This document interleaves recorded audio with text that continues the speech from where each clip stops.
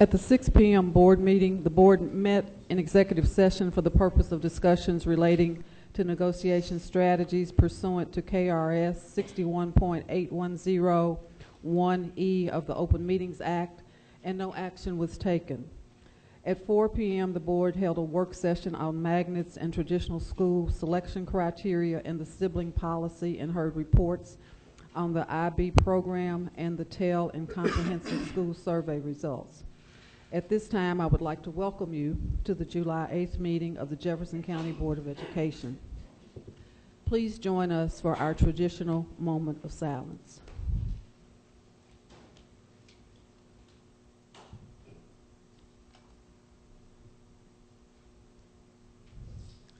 Thank you. If you would please stand for the Pledge of Allegiance.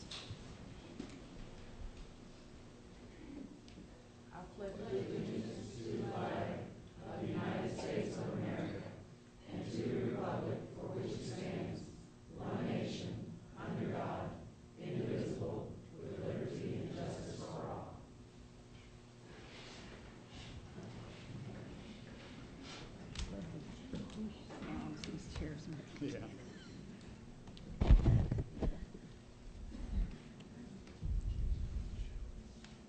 At our meetings, at the beginning of our meetings, we like to have our vision statement. It helps us focus. It helps the community know what our vision is. So tonight, Board Member Chris Brady will read the vision statement for us. Thank you, Madam Chair. JCPS's vision statement is that all children, all JCPS students graduate prepared to reach their full potential and contribute to society throughout life. Thank you very much. At this time, I will accept a motion to approve the June 24th minutes. Is there a motion for the June 24th minutes? Ms. Haddad, second. Ms. Duncan, all those in favor? Motion passes unanimously. Thank you. As we all can attest, after having the July 4th holiday, it's summer. So tonight we do not have any recognitions because it means our students are away and our teachers are away. So there are no recognitions for tonight. So we will move on to the consent calendar and the superintendent's report. Dr. Hargens. Thank you, Chair Porter, members of the board. It's my pleasure to call to your attention a few items of special interest. Goal 4 in the strategic plan calls for schools that are staffed and resourced. This year, as part of the Ford Fund initiative, 45 teachers are receiving additional training through participation in externships. The externships are held throughout the month of June and were sponsored by local businesses. The training provided our teachers with relevant real-world experience that will be incorporated into the classroom. The team of teachers from Pleasure Ridge Park High School participated in a mini hackathon, which was highlighted in media reports. The reports went on to tell how the program is extending the boundaries of the classroom and allows teachers to provide instruction that is relevant. The work of the Ford Fund partnership is led by the Jefferson County Public Education Foundation. Providing students with increased learning opportunities is Goal 1. The Department of Diversity, Equity, and Poverty is helping to provide our over 100 JCPS students with increased learning opportunities through the Summer Reading Institute. The Summer Reading Institute is taking place in a variety of homeless shelters across the city and is focused on preventing the loss of academic gains. Using learning strategies from the Common Core standards, teachers are providing instructions and concepts such as figurative language, grammar, comprehension, and creative expression. Plans are underway to expand the summer literacy program into every shelter that has a JCPS program by next summer. Our Jefferson County Board of Education was recently recognized by the Council of Urban Boards of Education, CUBE, as being one of the most progressive districts in the country in addressing disproportionality, cultural competence, and inclusion for staff and students. Kudos to the board on this well-deserved recognition. And today we were honored to host Representative Graham, the chair of the Joint Education Committee meeting. It was held at Seneca High School. Chair Porter brought greetings. Principal Michelle Dillard gave an overview rather. Seneca High School students gave a tour, and we actually saw a mock trial. Then there was a collaborative presentation by JCPS, Kentucky Department of Education, and the Jefferson County Teachers Association. We also highlighted U of L's partnership with JCPS. There is a master's degree program that is being launched, and letters went out to teachers in priority schools, and only priority school teachers are eligible to apply to this prestigious program at U of L. So our efforts to attract teachers to priority schools continue. Houston Barber actually closed the session talking about improvements at Fern Creek. Chair Porter, at this time, I recommend the consent calendar for the board's consideration. Thank you, Dr. Harkins. And we do have one speaker on one of the items on the consent calendar, but I will ask board members if there are any items that you wish to pull down, and then we'll have our speaker. So on the consent calendar, are there any items to be pulled down? Mr. Brady? I'd like to pull down item V.V. B as in boy? V as in Victor, Victor. Okay.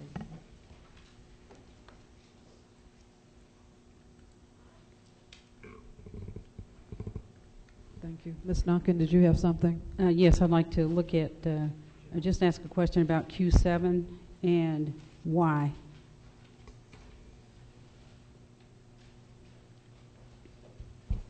If you could say the first one again, I'm having a hearing loss moment, so I'm sorry. Q7.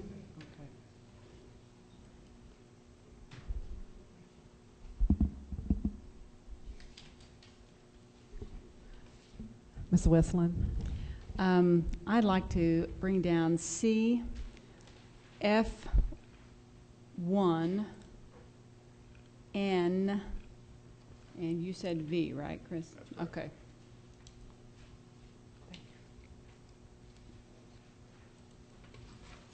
You said C, F1. And N. N as in never. Nice, yes, nice. Nice if I could hear. Any other items to be pulled down? Okay, thank you. At this time, I would like to say that we have two speakers to speak on the agenda items, and the process is each speaker is allowed to have 3 minutes. One of the speakers has heard this before, to address the board. At the end of 2.5 minutes, the bell will sound once. You will then have 30 seconds to finish your statement. At the end of 3 minutes, the bell will sound twice, indicating that your time is up. So it is my pleasure at this time to recognize former board member Steve Imhoff. 3 minutes. Well, I've always had questions about Kathy's time machine. You're currently using your time, Mr. Imhoff. I'm already into it. Yes, sir. Well, it is indeed a profound pleasure to be here tonight before this board. First time in about 6 months. So, and by the way, I'm glad that you all were able to see the courtroom and see a mock trial, which I saw in January, February over at Seneca High School. Seneca High School, that great school on Goldsmith Lane, where all the teachers are strong, all the parents are good looking, and all the students are above average, including the graduates from 1966, and I'll talk about a graduate from 1961 or 62. I'm going to talk about 5W, and also 5X. Let's talk about the Youth Service Center, where Nancy Mohern taught and worked with kids for many, many years. And I've talked about her before.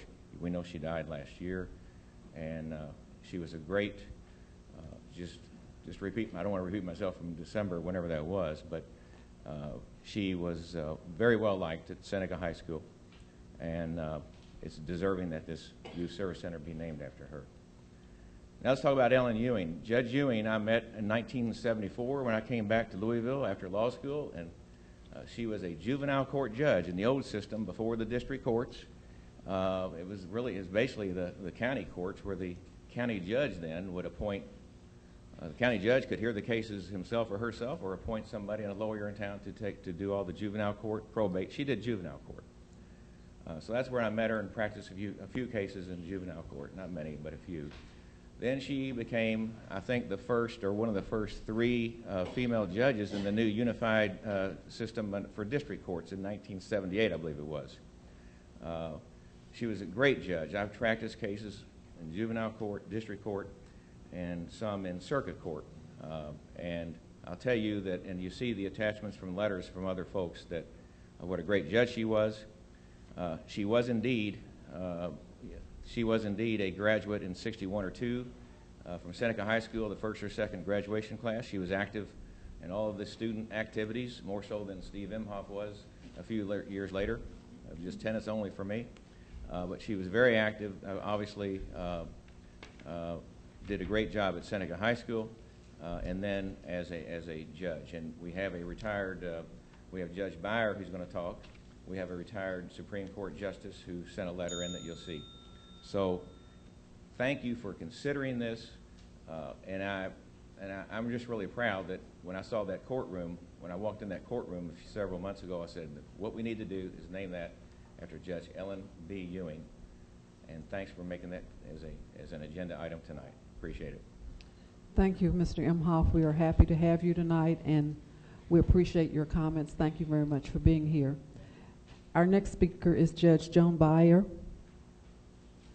Judge Beyer, thank you so much for being here. Welcome.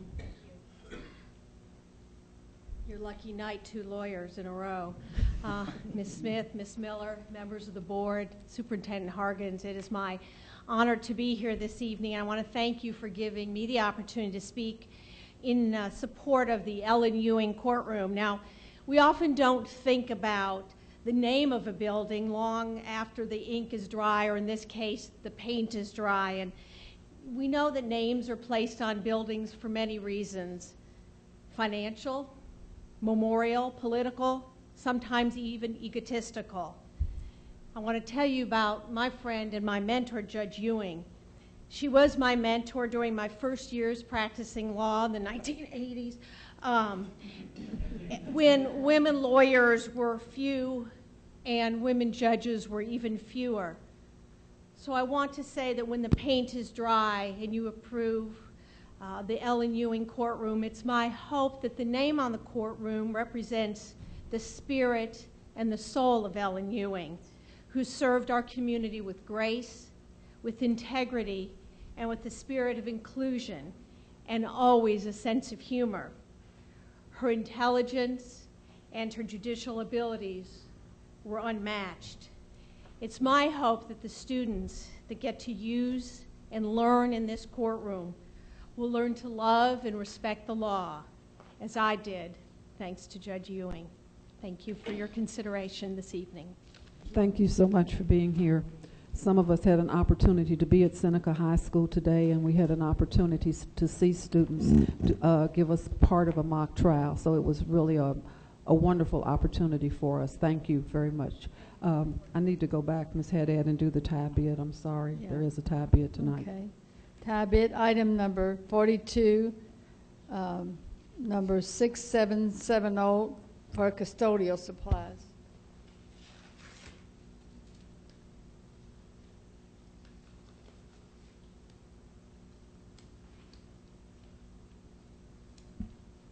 And the bid goes to Calico Industries Incorporated. Thank you so much.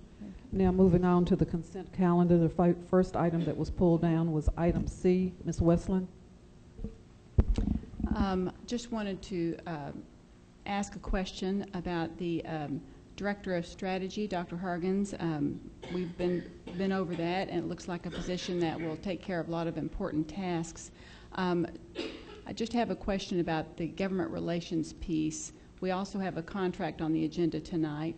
Who is going to be in charge of that, of government relations for JCPS?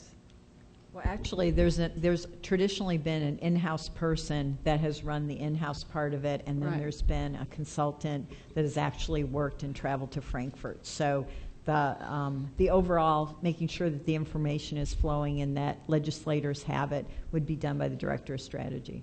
So that's the internal person in charge of government relations. Right, and the external person would be the consultant who would And- actually be interfacing. And the consultant will report to that person and to you? Well, the actual contract has been, and actually also works with the board. The consultant typically has worked to do the legislative agenda and for the board, and the legislative priorities for the board, and make sure that that is known and well represented in Frankfurt. But they interact on behalf of us, would be with you and this Yes. person. Yes, Right. absolutely. That's all. That's all I have on C. Okay, thank you. The next item is F1, which pertains to the courtyard modifications at Ballard High Yeah. School. Thank you. Thank you, Dr. Racer. You knew exactly what I was thinking. I could have sent this question in. I'm sorry I didn't, but it's not really hard. This is a BG1, right, to work on Ballard to make it safer, Yes, correct? Ballard has lots of external points where students have to walk around outside, and lots of entryways for outsiders to perhaps access it. Yes. And wanted you to explain what you've done so far on that, and just also say, of course, safety is of concern, but aesthetics is also a concern. Ballard doesn't want a big chain link fence around it. That wouldn't look very good. They already have one chain link fence, but they don't need a big razor wire around it. So tell me a little bit about what the plans are. Basically what we're doing is we're going to create an enclosed courtyard where all the exterior exits are, because as you said, Ms. Westland, there are lots of times when students at Ballard exit one building and go to another, and there's really open access to that area. So using masonry and iron, not chain link, we're going to try to match up to the building as best we can and really just create an enclosed courtyard where the only real time that it won't be a closed campus is when students go to the Performing Arts Center, and we've worked with security there to make sure that we're using best practice in transporting kids back and forth from there. Don't other high schools have some set up like that where they go outside to go to another part of it? I was at Seneca today, and it looked like there were some places like that. There are some. We've looked into several schools, and they're passing. Jeffersontown High School, for one, has a similar situation where we've looked into fencing there as well, and we've kind of addressed it as a case-by-case situation, but Ballard being the most glaring because it's really your main entrance, where a lot of those others are a little obscured and hidden away.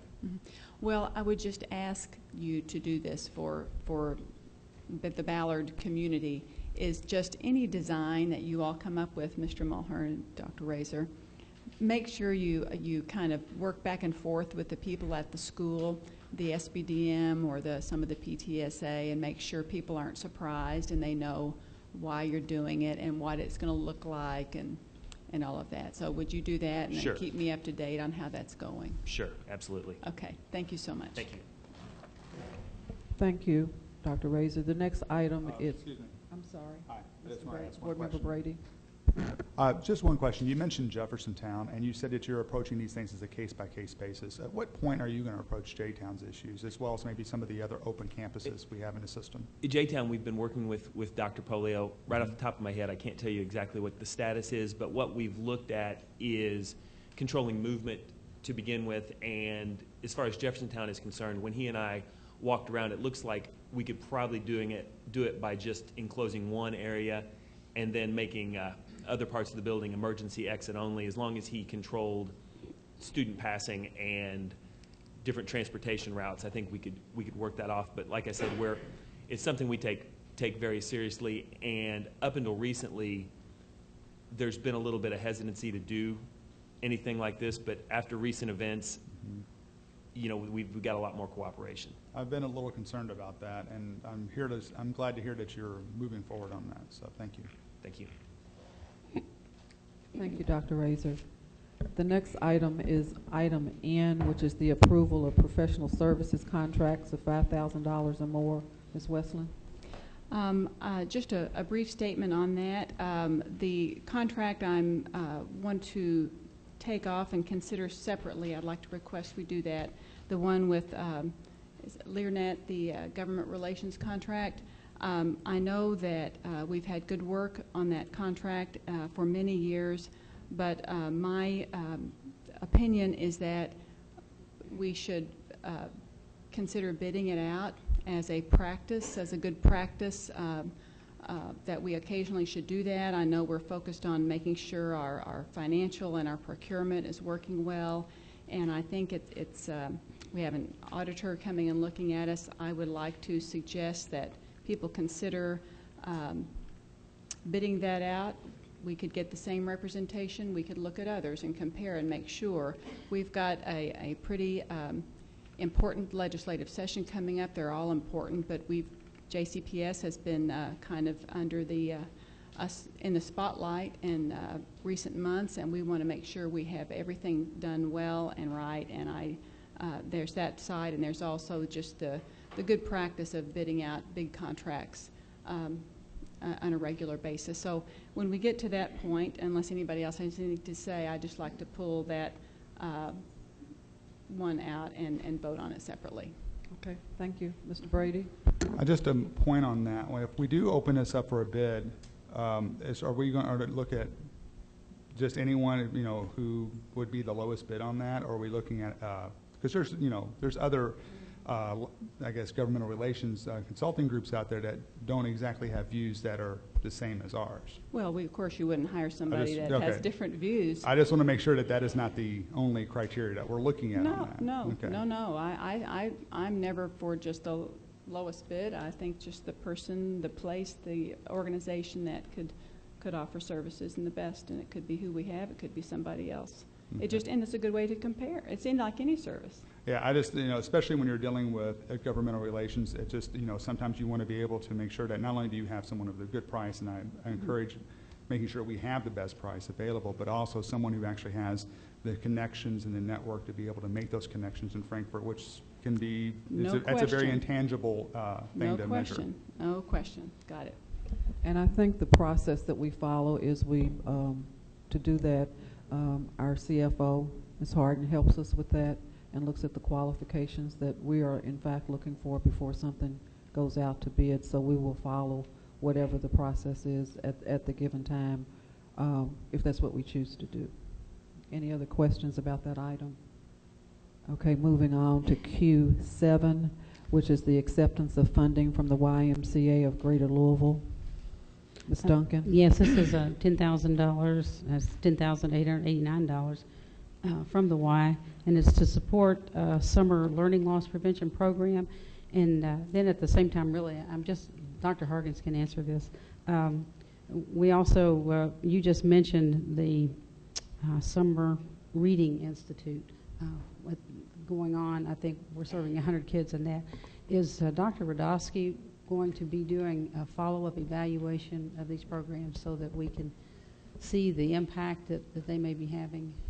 Actually, that's an important point of what the curriculum management audit said, is that everything needs to be evaluated for impact. So Dr. Radowski will look at both of those programs, and what we're trying to determine is what gets the biggest impact. All right, thank you. Anything else on that? Okay, moving on to V, revision of board policy, attendance requirements and approval of KDE compulsory attendance age grant application certifications. Mr. Brady. Thank you. I just want to take a couple moments. For those of you who may not understand that big, long explanation, this is basically talking about voting on raising the dropout age from 16 to 18.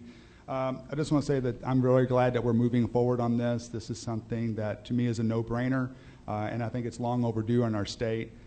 I know that there are some out there that are concerned about having unmotivated students within the classroom, but to me, I see this as one other opportunity to be able to reach those students, to have a student meet that teacher that will inspire them, that will reach them, and be able to ensure that they reach their full potential, because that is our job, is to make sure that every student reaches their full potential and graduates, and this falls squarely within that responsibility. I also know that there are some parents who don't always put their children before themselves, and I think this gives those kids cover, if you will, to be able to stay in school, to be able to realize their full potential, to be able to get a better paying job, be able to have that diploma and be able to move on. And this, to me, sets the expectation. I know that there's an author by the name of Wes Moore out there who talks about that we are not products of our environment, but we are products of our expectations. And I think tonight this is our chance to be able to set those expectations right here and right now. And I can say for one that I look forward to being able to vote yes on this bill, and I also want to say one, I think it should be mentioned that First Lady Jane Bashir's efforts on this have been ongoing for a very long time, and I'm very glad to be able to have the opportunity to vote on this, thanks to her continued tenacity in making sure that this gets presented and gets voted on. Ms. Duncan and then Ms. Westland. Well, I just had a couple questions about it. I mean, I know we're going to approve this, and so that's not an issue, but I just had a couple questions. In 2015, will we only be counting dropouts, those who are 18 and drop out formally, or will we be looking for different names for kids who quit coming to school? Will we just call them truants? As far as you all are aware, Dr. Harkins? That's I don't know, a different name. We want them to stay in school and learn, so I don't think we want to call them anything, but students in school learning.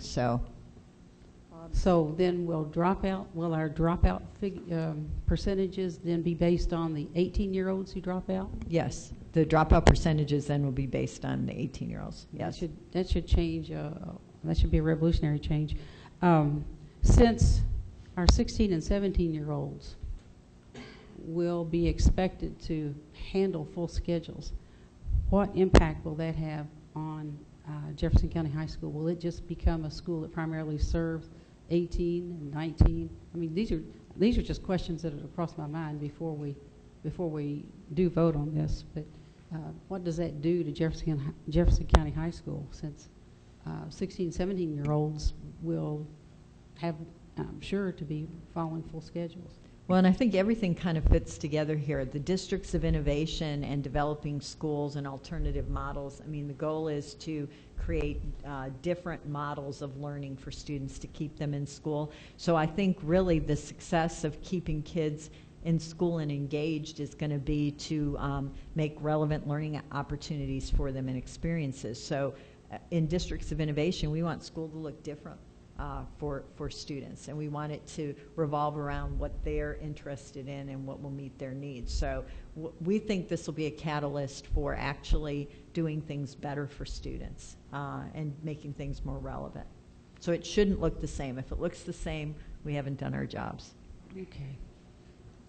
Ms. Westland. Just a statement about the our coming action to move the graduation age from 16 to 18. I do agree with Mr. Brady that the governor and First Lady, I believe, have given such leadership to bring this to this point, and that's wonderful. I also, though, want to commend this board and other boards who have been pushing for this, since I asked Kathy today to go back as far as, I didn't want her to go back as far as it possibly was, but she went back to 2002, and it's been on our agenda at least since that time. I'm sure, Ms. Haddad, you could remember how long that's been. So even though we didn't adopt it the day after it passed, we've been there for a good 10 years or more, and so I'm proud of that and glad to support it. Well, I think this is something that we have talked about. We knew we were going to do it, and the question became, when were we going to do it? And Mr. Brady gave us friendly reminders of when we may have the opportunity to do it, but by consensus, because we are 7 members, this board decided that we would vote on this at this meeting on July the 8th. So that's why it's on the agenda. And we did not have a midnight meeting. We did not have a 7 a.m. meeting. It was decided by the board that we would do it tonight. So I think everyone is positive and moving forward to do what we can to keep our students in school and to provide the best opportunities for achievement for everyone. Any other comments on item V? Okay, moving on to Y. Ms. Duncan, acceptance of the 2013-14 Student Progression, Promotion, and Grading Handbooks for first reading. Yes, I have several questions on this, and probably Dr. Hensley would be best person to ask about this. You know, and everyone who has worked on the way we report grades, I have said, and I said this last year too, I really have trouble with calling this a uniform document, then allowing for different ways of presenting grades. And we do that with our, our elementary level, our primary level. We use above grade level or grade level, and then we switch into intermediate grades to standards, and whether a child is operating on with meeting standards or exceeding standards, and that stays through middle school, and except for then we move to high school and go to letter grades. But the traditional schools then have an entirely different way of reporting the grades in elementary. My understanding from this document, and it talks about exceptional progress, good progress, and as a parent, those words really don't mean a lot to me, because my child may be making exceptional progress, but may still not be meeting standards. And so I'm just wondering, why should we continue that kind of designation on the grades at the traditional schools when everybody is trying to work with standards, Common Core standards, and every parent wants to know whether his or her child is meeting those standards or falling behind or exceeding them. So that's just my question, and I would like to see it all uniform. But I know Mr. Jones talked about, well, why could we make it all uniform in terms of a grade level or using standards? Just talk about grades in terms of if a child's on grade level or if a child's meeting standards. But why is it that we can't get that consistent language in here for everybody? Is there a reason that especially the traditional descriptions, is there a reason that we stick with those? Ms. Duncan, you bring up a very good point, and I will say that in working with the broad-based committee that we've brought together this year to review all 3 SPPNGs, in every case we've really tried to align the language between the elementary, the middle, and the high school SPPNGs. And you'll note that on page 7 of the elementary SPPNG, up at the top where it references and begins the components of academic grades, we included a statement in all 3 of the SPPNGs that teachers will use a balanced approach in evaluating student mastery of standards and in determining grades. And so that kind of is an umbrella statement over all of the various explanations of progress or process codes and progress codes, in addition to the explanation of academic grades. And so we really are trying to work towards aligning and having this uniform policy. The traditional elementary schools was that one exception that we stayed with the language from last year. And so right now we are open to guidance from the board if it is your consensus that you would like us to move in that direction, to have uniform process codes and progress codes for grade marks. We can definitely revisit this issue with, I know it is a primary concern with the traditional elementaries. I know the traditional elementary school principals would probably like to have input on this. And I can just tell you that from previously in this year in working with the traditional elementary schools on the elementary report card, they had some very strong concerns about maintaining their current report card and the report card that they've traditionally used at those schools. So I know it's an issue where they have some passionate feelings, and that's about everything I can share. I don't know if Margie or Janet have anything else they'd like to share on the elementary background. Ms. Haddad? Yeah, yes, I got a call from an elementary principal, so I did call you, and I appreciate you working with them. The board did talk about it last year, but the board didn't make a decision. We thought they should be, but the board didn't vote on it. So you were going by what the board had said. So I want to put that out there. that you all did think about it and that the board had not really told you to do it. Some elementary principals who were not aware of it, the traditional got upset because they didn't feel like they had input into it. I'm not sure they talked about the standards so much as there was another part on it that people know whether they're behaving, and I think that part bothered them more than the standards part. I don't think, at least I didn't, did they say that to you? I know the part they said to me was they were worried that parents, you know, the expectations for behavior, this was the biggest deal. But I didn't talk to them in depth. I gave them to you, and you handled it really well. Thank you. No, they didn't mention anything specific. I know they just felt strongly about maintaining the report card that was in place at the traditional elementaries. So. Well, I just would love to hear their explanation for what that means. I mean, when a parent reads exceptional progress or good progress, what does that mean to a parent in terms of if the child's, I mean, the principals probably have an idea of what it means to parents, but at reading it, it doesn't mean a lot to me, and it's not very descriptive of what I would like to have in terms of the progress of my kids or my grandchildren. So I wish we would run that through and talk with them about that and see if that language is descriptive enough for them. It just didn't strike me that way. I know I brought that up last year too. Now, I had another question. On page 11, are middle school kids eligible for e-school? I noticed we mentioned in another section, we talk about e-school being an option for homeschool, parents who homeschool kids. But then I wasn't sure. Do middle school kids, can they recover coursework in another way other than e-school? Do we have recovery modules that they follow so that they can recover courses in some other way other than during the regular school time? Ms. Duncan, I don't know the answer to that question. Does anyone else know?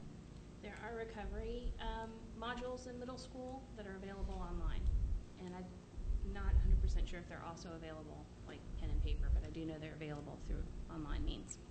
Okay, so there is online, they do have online access to course recovery. I had that question raised to me this summer, and that's why at the time I referred the parent to one of our assistant superintendents, but then I forgot to follow up and see what the answer was to that. So, just so they have it.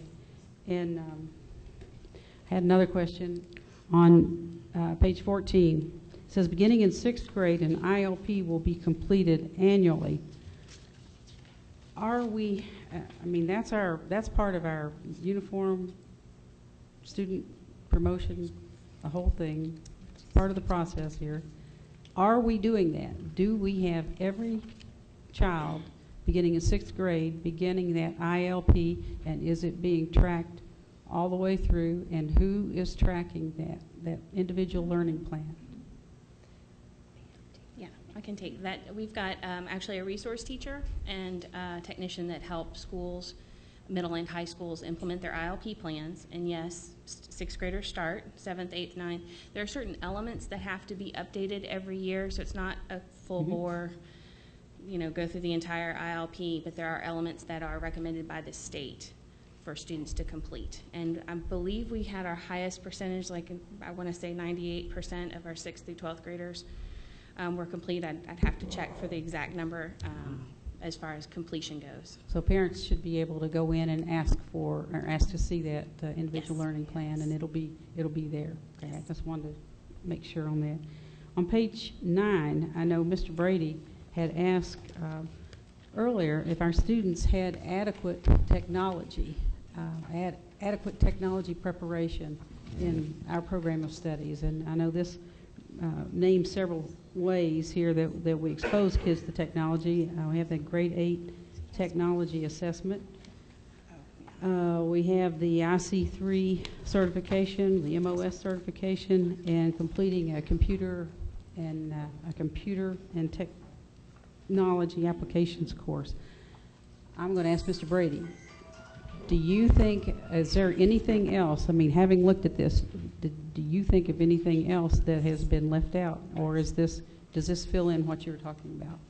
Well, I'm not exactly familiar with exactly what's on page 9, but I can tell you that my concern would be just mostly that our students are actually having adequate access to some of the new technologies that are out there, as well as going to a digital learning environment.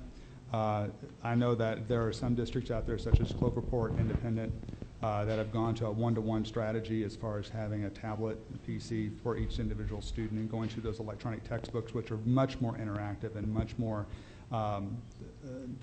much more immersive type of textbook than what you would just get with paper. And also having a universal strategy to be able to approach that, rather than having one school decide to go to Chromebook versus one school deciding to go to Kindle, because from an IT support side, you're having to support several different platforms, which would be very taxing on our IT staff, especially at our central office. So I think that's a lot of where I was going with that particular direction on that. Okay, well, I do know that we, in this document, we do expose kids to various levels of technology that they need in order to move on, but it doesn't say anything about the apparatuses that you're talking about, the iPads and those things. On page 10, we left off one when we talked about using college grading scale. I think we mentioned it in another place in this document, but the Cambridge International examination courses that Fairdale offers, also, that program also uses the college grading scale. So And that was actually in one of our edits, so I don't know. We just missed it. Right. Yeah. We'll make sure In one of that's our edits. included. All righty, thank you. Could I defer to Mr. Jones, Ms. Duncan, and then come back with you, because I think he had a comment, and then I'll come back to you. Yes. Please, Mr. Jones. Thanks. Just a quick word back to the grading nomenclatures. I object to the notion that this board should give you guys instructions on how to define the grades, but I very strongly encourage you to simplify and create a system that at least has the hope of communicating with parents. Right now we seem to have great complexity without any clear purpose, and that, you know, if one of the goals of the strategic plan is to encourage parental engagement, it would help if we had, or at least it might help, you guys are the experts, but to have a standard way of talking about student performance. Thank you. Ms. Duncan, do you have something else? Okay. One more thing. Yes, ma'am. On page 13, it lists the student supports for high school students. Very good list, but I noticed there's nothing about mentoring in there. I didn't see mentoring, and that is I mean, some of our schools have very strong mentoring programs. I wish all of them had very strong mentoring programs, but I think there were student supports was listed someplace else too in middle school, but that mentoring element I would love to see added on there. Okay, thank you. Mr. Brady. I just got one other question regarding grading. One of the things that I periodically receive email from constituents, and one of the constituent questions I had was regarding our regular grading scale, our current scale, which I believe is 93 to 100 is an A, and so on and so forth. And then they were asking that question versus what had recently been adopted by the Bullitt County School Board, where they're looking at having an A be 90% to 100 and having 10% increments there. And I was wondering if you could talk to me about the pros and cons versus having the current system, why we have that, versus going to this other system, which, you know, as I recall from my upbringing, I had that particular grading scale, and it wasn't quite as stringent, because, you know, I have a concern about, you know, if a teacher gives a 15-question test, they miss one, boom, there's no A. You know, there's no margin for error, none. Right. And, you know, and so I have a pretty big concern about that versus if you would have that type of flexibility and room for mistakes, if you would, having that expanded grading scale. Right. That was something that we discussed as a committee, and one thing I would like to share is that we had teachers participating. We also had guidance counselors from middle schools. We had representation from elementary, middle, and high school. as well as principals. And then, of course, we've got ATCs and curriculum specialists and specialists on the team. So we had a very broad-based committee that came together to discuss this. We did talk about possibly revising the current grading scale and changing it from 93 to 100 to a 10-point grading scale. One thing that we discussed was that as a committee, we thought it would be best to stay with our current grading scale. We felt like if that was something we wanted to look at as a district, we would have to really expand the people that were involved and the stakeholders that were involved. We knew that, as you said, Bullitt County was one of the counties that recently revised their grading scale. I also noted that after they made those revisions, there was feedback from constituents and community members that were in opposition. So we didn't want to look at that issue and take it lightly. Committee members, is there anything else you'd like to add to that? I would just add that, as you notice, we've had a difficult time across all the grades K-12 coming to specific language. And then when we start working with percentages, people are invested in what they believe is best, what they grew up with, what they've been using. It's a very personal choice a lot of times. So I think there was consensus that we would like to discuss this, but we wanted to take enough time to really hear from people about it and see how it could work for us. And as long as I'm speaking, I want to say thank you to Karen Branham, because this is probably the first really meaty project that we have done that is not elementary, middle, and high. We really put all these documents together. We looked across them, you know, copy, cut, paste, see how it would work. And we've come together in a very significant way. The last one of those obstacles will be the grading piece. But as we keep talking and working through it, I think with Karen's leadership, we're going to do a good job of this. One final follow-up on that. So on this particular item, it's something that's still you're still discussing. You want now? Are you going to open that up for public discussion? Are you going to open that up for for feedback, or what's the plan for that? I think for this year, the consensus of the committee was that we stay with the 93 to 100 grading scale. Sure. But in the future, that we may revisit this and look at the possibility of either maintaining our current grading scale or modifying So it. on this issue, you're not looking for board direction. You're self-contained, you're self-directed on this one. Okay. And I'd like to thank the committee also. I know this is a lot of work. Ms. Branham, do we contact you if we have additional thoughts and comments? Because the issue for us now is time, because we have to get this printed. And although this says the first reading tonight, Dr. Hargens had spoken to Vice Chair Haddad and myself to ask if we could waive the second reading and move it down to an action item so we can vote this tonight.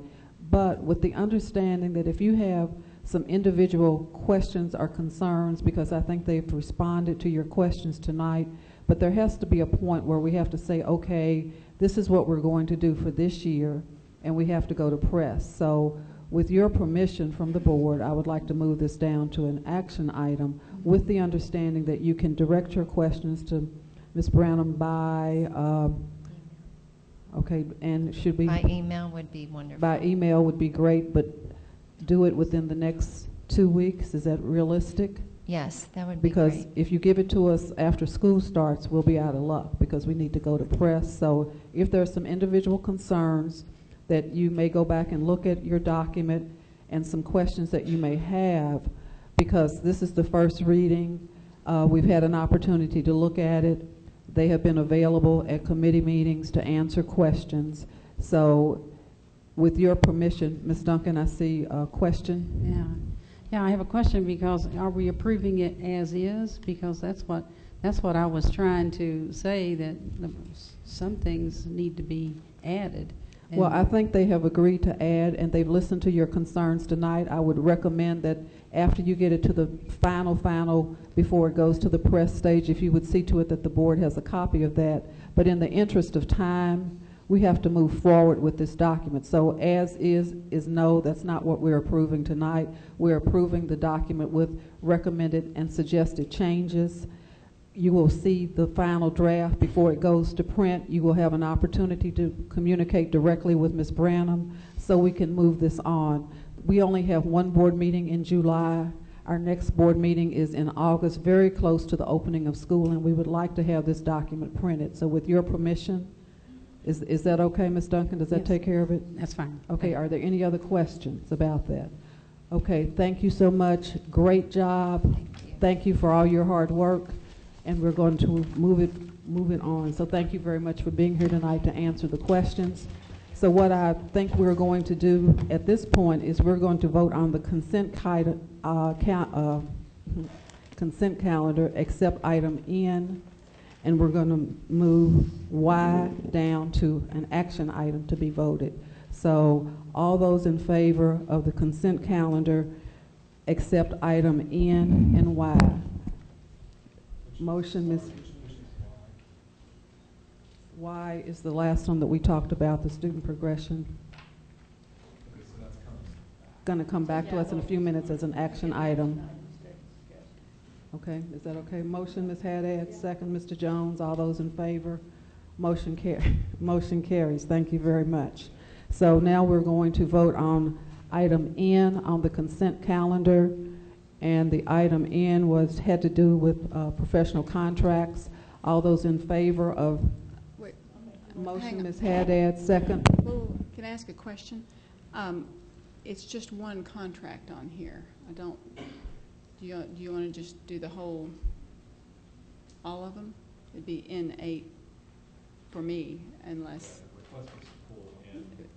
Yes, I didn't mention the.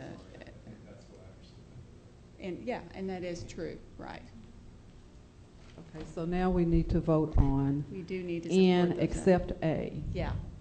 N Right. except A. And I apologize for not making sure. Not that's a clear. problem. All Okay. those, we had a motion by Ms. Haddad, a second by Mr. Jones. All those in favor? And this is N, all except 8. That would be correct. All right. It's unanimous. Thank you very much. Now we're going to vote on NA, a motion to vote on NA. Ms. Haddad, second. Is there a second? Are we confused? Yes, we are. Let me slow down. Item N had more than one contract. Yes. We just voted on item N except the contract that was A. So now there's a motion to vote on It's N8. 8. I'm sorry, 8. that's what It's the hearing. N8. So we now have a motion to vote on N8. There's a motion. Is there a second to the motion to vote on N8? Ms. Duncan is the second. All those in favor of N8? Is that 3? All right, and in favor of of approving N8? Yeah. Okay, I'm sorry. Approving. Could you please ask again? I thought we were approving that we're taking N8 down. We've We're already actually, taken it down. we're actually moving forward with N8. I got it now. Okay. There's a motion by Ms. Haddad and a second by Ms. Duncan for N8. All those in favor of N8, please raise your hand. 1, 2, 3, 4. That's Porter, Haddad, Brady, and Duncan. All those opposed to N8. Jones, Westland, and Hadaway. Thank you. Now, we agreed that we would move the item, the student progression and promotion and grading handbooks down to a action item. We do have another action item, but before we start with that action item, is there a motion to approve the student progression, promotion, and grading handbook tonight with the recommended changes, suggestions, with the final copy coming to the board for the 2013-14? Mr. Hadaway, second. Mr. Jones, all those in favor? Ms. Duncan, are you in favor? Yes. Okay, it's unanimous. That was a Thank fast you. favor. Now, we will move on to the action item A, which is the approval to name the Early Childhood Learning Center. Dr. Razor, Mr. Nix. And I don't know whether we do this before or after, but the Unseld family is here, so I thought it would be appropriate that we introduce the Unseld family who has joined us tonight. It's my pleasure at this time to introduce to those who may not know the Unseld family, Jeannie Unseld Williams and her husband Bradley, Larry Bedford, Crystal Williams, Reginald and Barbara Unseld, Steve Bedford, and Jeannie and Skip Clemens. Thank you so much for being here tonight. George is smiling. Thank you.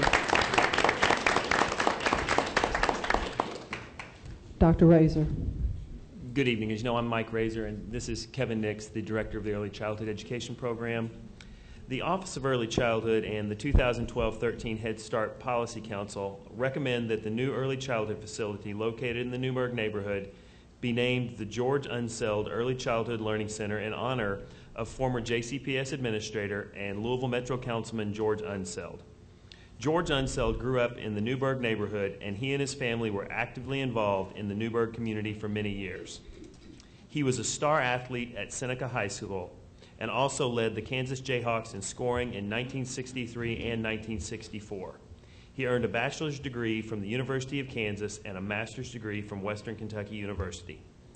Unseld made history in 1967 as Kentucky's first African-American coach at a predominantly white high school when he was named basketball coach at his alma mater, Seneca High School.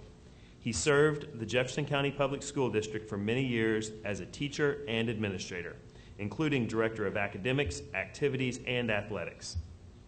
First elected to represent the 10th Ward on the Louisville Board of Aldermen in 1998, he was elected to represent District 6 on the newly formed Louisville Metro Council in 2002 after the merger of the old City of Louisville and Jefferson County governments. He was re-elected in 2004 and 2008 and served until his death in 2010. Unseld was an influential leader who devoted his time and energy to making the city a better place for his constituents.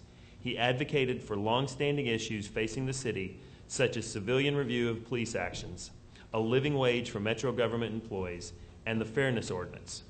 As owner of the Unseld Child Care and Development Center, he was committed to early childhood education and had a great passion for nurturing children.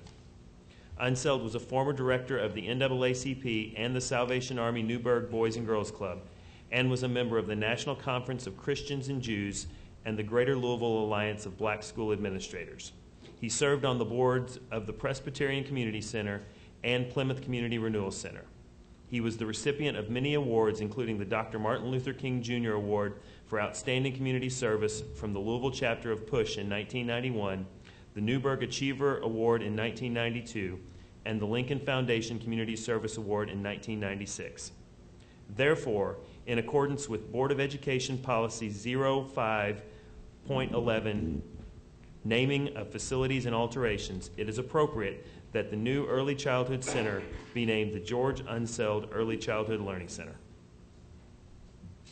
Ms. Haddad. Well, I'm so glad you're all here tonight. I feel like your family because we've been around together for a long time. When I first came on the board in '76, he was one of the first people I met, George Unseld was. And he was very caring about all the kids. He was just a wonderful person to know. He had a sense of humor, gave you really a hard way to go, whether you wanted it or not. But he cared very deeply about what happened to kids. And I remembered he served on so many committees that really made sure that all kids had a fair chance to be successful. And he used to have a thing going with the U of L and UK basketball with people. And he would come in and tell you, you know, we're the best. And nobody dared say he wasn't the best. And then he went on to be on the Board of Aldermen. I had a lot of opportunity, in the Metro Council to talk with him and to meet with him. And he still had the strategy of working to make this world a better place for all those kids in Jefferson County. And then he had the early childhood centers, and what a wonderful opportunity to name a center after him, because he was just devoted to kids of all ages to make them have a better life for them in Louisville. It's my pleasure that we are naming this tonight for George because he gave so much, and this is a little bit that we can give back. Thank you. Madam Chairman, may I just say, Jeannie, I'm the oldest one now, I want to thank all of you for being so thoughtful because of all the work you did do and the great concern you had for children. And today this accomplishment, we thank you, family. We thank you for putting it on the field. So we do appreciate you doing that for our family. Thank you. You're welcome. Anyone else have? Jeannie does not want to say anything right now. She agreed to come. She said, and I told her she did not have to speak, but since she's already cried a little bit, I'm not going to make her speak. Does anybody else have anything to say? Well, I just want to say that George was truly a gentle giant, and we know that. I knew George all of my career with the Jefferson County Public Schools, and he was, more than anything else, he would want to be known that he cared about students, he cared about fairness, and he cared about equal access.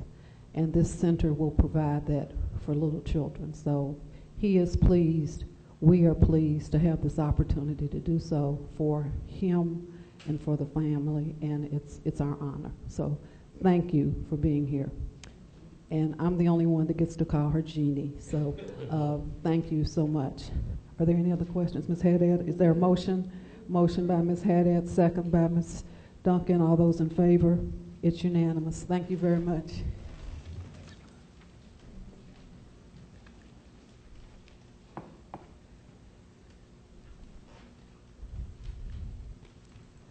Okay, our next item is the approval of the 2013-14 Code of Acceptable Behavior and Student Rights.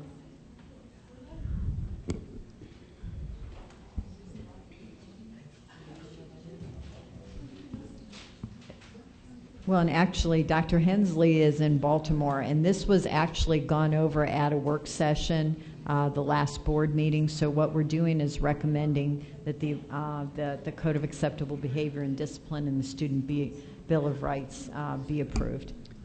Okay. Are there any questions before I accept the motion? Ms. Duncan? Well, I think after tonight, it all is ready to go on to print, and I understand that. I just, my question was concerning the, if there should be any reference in the Code of Conduct to the fact that schools can ask for waivers according to a policy that we have now. They can ask for a waiver concerning the cell phone use policy. We have a no-use policy in the Code of Conduct. It's clearly presented as no use. But we also have schools that have gone ahead and passed their own use policies. So according to our policy that the policies that we're reviewing that are coming to us through KSBA, a school can vary from this, but they have to get a waiver, and then it has to be presented to the board, and the board has to make the decision about whether to grant the waiver or not. So I just didn't know whether we should make a note in there so that parents will understand why some schools might be approving cell phone use and some schools might not be approving cell phone use, and it would be a situation where it would happen through a waiver, and that would be the difference, because there are going to be differences. Some schools are going to stick with the no use, and some are going to stick with the are going to change it. So that was my only question, whether we should add a note, a footnote, or something in there. Actually, we could add a statement that said these are the expectations of the Board of Education, and a waiver from these expectations would be needed, or something to that extent, to veer from the board policy. Well, it's actually board expectations. I really think that would be a good idea, because parents, they're going to have kids in two different schools, and one's going to have it and one's not. And I think they need to understand where that would come from. Ms. Westland? A question along those lines. So schools do know that they have an opportunity to ask for a waiver and have a different type of policy, correct? That is Now- actually what we would put a statement in the handbook saying, these are the Right. expectations unless you have a board-approved waiver. Right.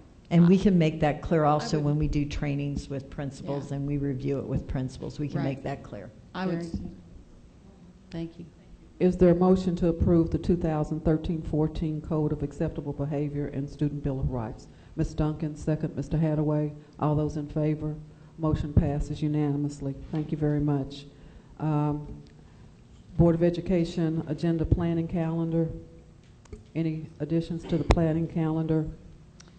Ms. Duncan? You know, one of the things in that article on the council that we got from NSBA, that I think it was an NSBA article.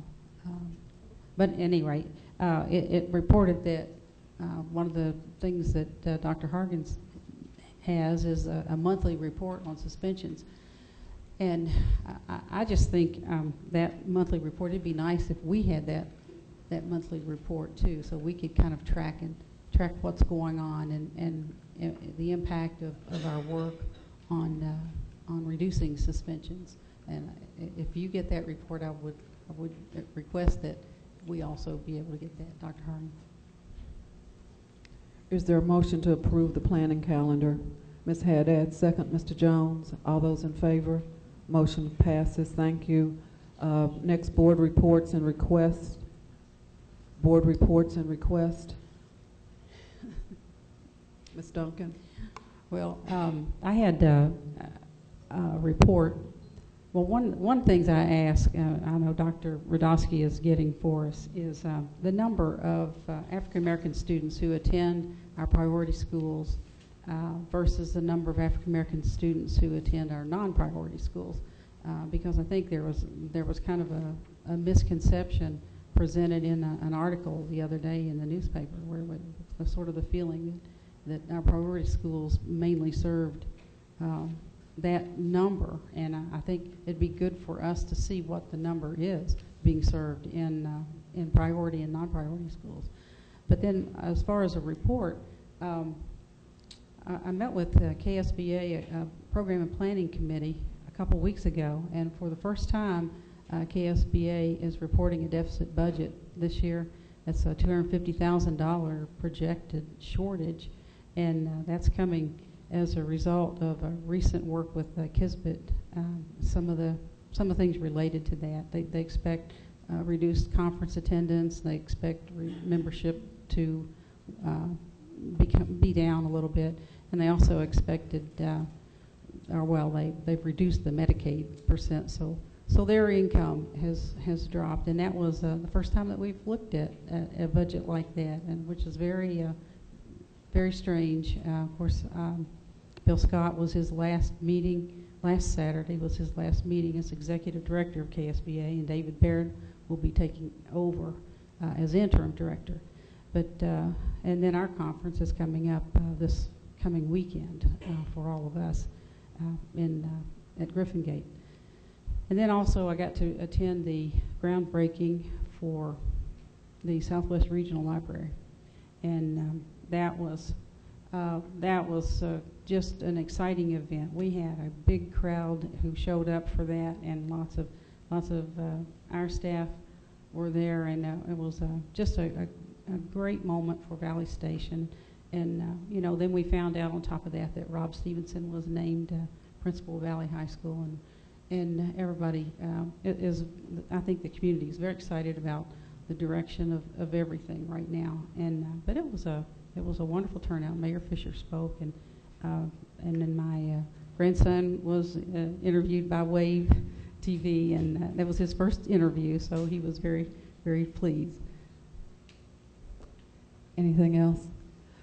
This afternoon, I received an email from someone that's an employee of the Jefferson County Public Schools, and I waited till tonight to make this statement because it's our responsibility to respond to emails that we get, although the board does not deal directly with staff, personnel, and hiring. So I'm asking Dr. Hargens, who received the same email, to meet with the staff person that sent the email to me to address concerns and to see if we can talk through this, because I think communication is key, and it is not what we want our district to be known for, and I think that by her having a meeting to resolve this, so at this time in the agenda, I'm requesting that she meet with the person who is one of our employees who sent me an email today. It is a personnel issue. The board does not deal with personnel. We receive personnel. So I am asking her to follow up on the email that I received today. But I'm doing it in this form because it was a serious email. And so I spoke with Dr. Harkins before we started today at 4 o'clock. She agreed to do that, but I did say that I was going to make that request tonight at the board meeting. And I've done that. There is no need for an executive session. There are no pre-registered speakers for non-agenda items, so at this time I will entertain a motion to adjourn. Ms. Haddad, second. Ms. Westland, all those in favor? We are adjourned, and welcome back, Board Member Hathaway. We're glad you're back. Thank you very much.